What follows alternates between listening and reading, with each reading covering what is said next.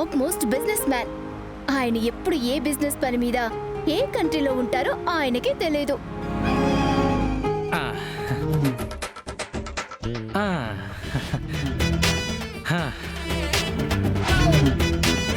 Petrol shortage అయిపోయింది కదా అని నైట్ డ్యూటీ చేసి మరీ పెట్రోల్ కొట్టుకొచ్చా. ఇంకా ఇవాళ కాసులు గలగలే. అది నా వుడ్ బి రేంజ్. అబ్బో నువ్వు భలే లక్కీని.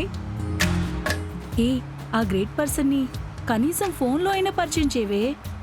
ఓకే ఓకే, బట్ ఆయన ఇప్పుడు ఏ కంట్రీలో ఉన్నారో ఏ మీటింగ్ లో ఉన్నారో చూద్దాం. పెట్రోల్ ఎంత? 200 అన్నా. 200? 200 ఫిక్స్.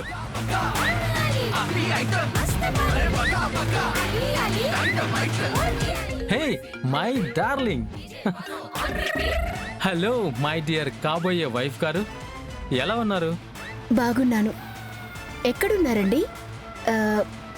బిజీగా ఉన్నారా? బిజీనా పాడా, పెట్రోల్ అమ్ముకుంటా ఉండా.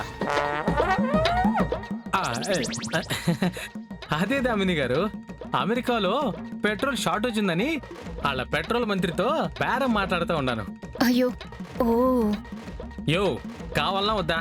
నేను ఇక్కడ బిజీగా ఉంటాను. అయ్యో మీరు బిజీగా ఉన్నారా? సారీ, నేను మళ్ళీ కాల్ చేస్తాను. Hello hello.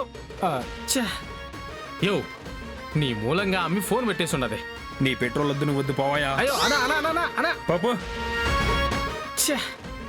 ఆడమ్మి ఫోన్ పెట్టేస్తున్నది, ఇక్కడ పెట్రోల్ బేరం కూడా పోయి ఉండదు. చూసారా ఆయన ఎంత బిజీగా ఉన్నారో? అవునే, నువ్వు చెప్పింది నిజమే.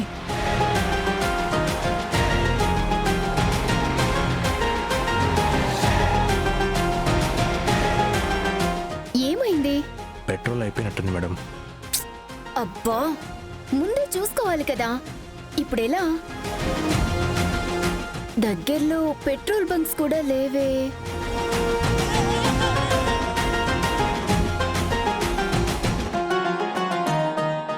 దామిని, అక్కడెవరో రోడ్డు పక్కన పెట్రోల్ అమ్ముతున్నారే.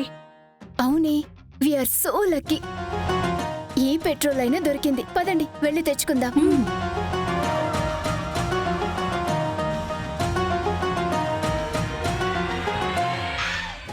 పదండి.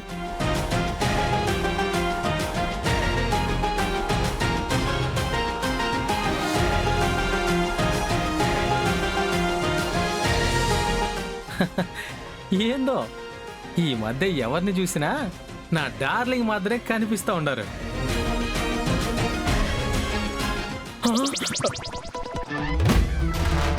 ఊరిడమ్మ బడవ, ఏంది అమ్మి ఏడుకొచ్చేస్తున్నదే? ఇట్టగాని సిక్కినానంటే నా బతుకు చికెన్ తందూరి అయిపోతుంది. ఇప్పుడేం చేయాలబ్బా?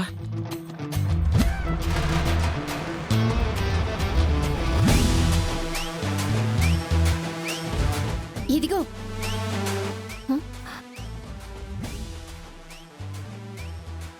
నమస్తే మేడం. ఈ పెట్రోల్ ఎంత? Litre bottle 200 madam. బంకులో 120 కదా. ఇది బంకు కాదు కదా మేడం, బ్లాకు.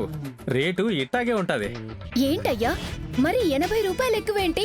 నేను 120 ఇస్తాను. ఇదేంటిది ఇలా అంటా ఉంది? ఏది ఏమైనా సరే వ్యాపారం వ్యాపారమే. మనం తగ్గి వృత్తికి ద్రోహం చేసేది లేదు మేడం. 200కి పైసా తగ్గేదే లేదు. హలో, ఏంటి ఓవర్ చేస్తున్నావు? దీనికి కాబోయే మొగుడికి పెట్రోల్ బావులే ఉన్నాయి తెలుసా? ఏయ్, ఒకసారి నీ కాబోయే ఆయనకి కాల్ చేయవే. వీడికి నువ్వేంటో అర్థం కావాలి. అలాగే. అమ్ము, ఇప్పుడు కానీ ఫోన్ చేస్తే దొరికిపోతాను. మేడం మేడం మేడం పర్వాలేదు మేడం, మీరెవరో తెలియక ఎక్కువ ధర చెప్పున్నాను. మీరు ఎంత ఇస్తే అంత పట్టుకెళ్ళండి మేడం. ఇదిగో నీ 1000 రూపాయలు. ఈ బాటిల్స్ అన్నీ ఇచ్చేయి. మేడం మేడం, ఈ బాటిల్ వద్దు కానీ ఈ టిన్నులు తీసుకెళ్ళండి. తీసుకెళ్ళండి. వామ్మో, బతికిపోయినరా బాబు.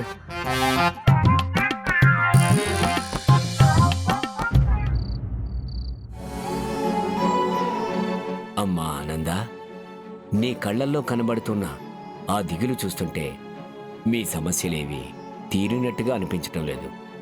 అవును స్వామీజీ, ఏమీ అర్థం కావడం లేదు. ఒకదాని వెంట ఇంకొకటి ఏదో ఒక కలత ఇంటిని బాధిస్తూనే ఉంది.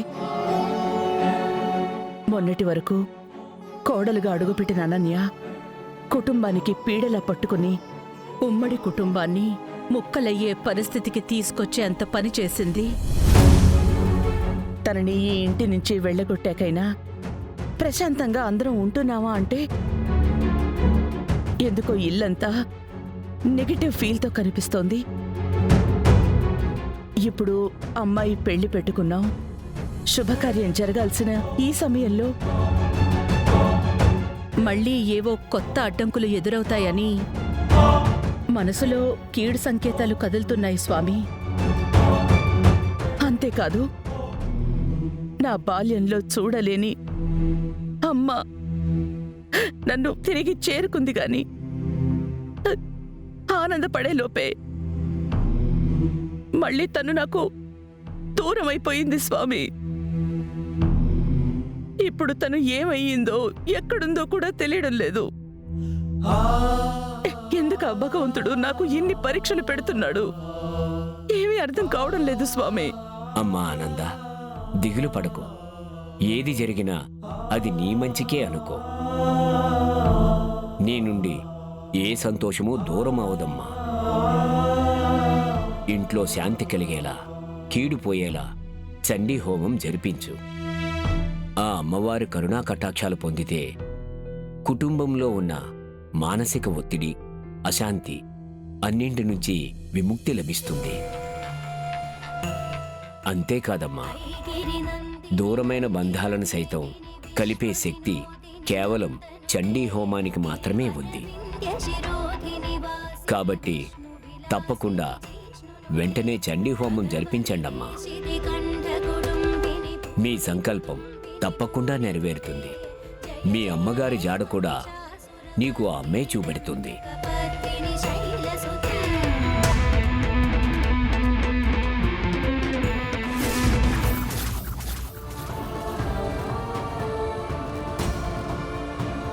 అమ్మా తల్లి, ఇన్నేళ్లగా ఈ ప్రాణం ఊపిరి తీసుకుంటుంది అంటే అది నా బిడ్డ కోసమేనమ్మా. ఆ బిడ్డ ఇవాళ కంటికి దగ్గరగా ఉన్నా కంటి నిండా తనివి తీరా చూసుకోలేని ఈ అడ్డంకులన్నీ ఏమిటి తల్లి? నన్ను ఈ శోకం నుంచి గట్టెక్కించు తల్లి. నా బిడ్డ దగ్గరికి నన్ను చేర్చమ్మా, నన్ను చేర్చు తల్లి.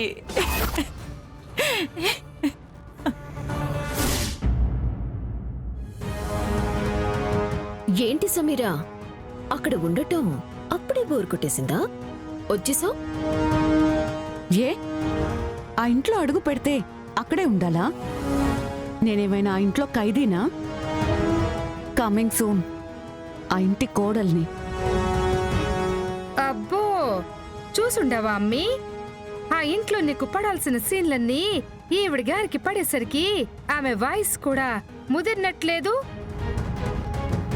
వాయిసే కాదమ్మా, పిల్ల కూడా కొంచెం ముదిరిందిలే.